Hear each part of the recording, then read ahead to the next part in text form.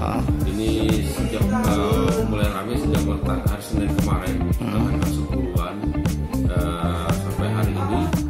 Ini dikarenakan ada bagian-bagian yang sekarang ini sedang rencana pembukaan untuk pegawai seperti CPNS dan terus pendaftaran kerja.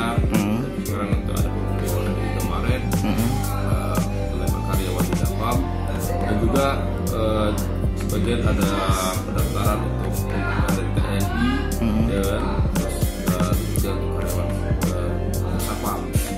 Namun sampai saat ini yang sangat dominan untuk pembuatan SKCK khususnya di Polres Lubuk ini didominan oleh untuk penerima CPNS dan pekerja umum, dan yang jumlahnya dan mana jumlahnya mulai terhitung Senin kemarin tanggal 10 itu perkiraan hari-hari biasa itu sangat meningkat sekitar 50-an pembuat SKCK.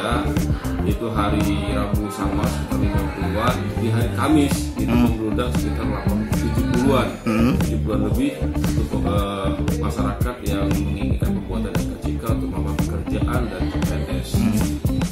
Adapun syaratnya dan syarat-syarat sama seperti biasa yang dilakukan, itu kita perlukan KK, KTP, akte kelahiran, pas foto 4x6, dan terus harus ada SIDIK. Nah, itu khusus berdominan yang berdomisili di Kota Lubuk Linggau. Sampai saat ini kita masih tetap menerima, tetap menampung pembuatan SKCK untuk penerimaan CPNS dan karyawan umum, yang khususnya sampai saat ini yang masih antri ya.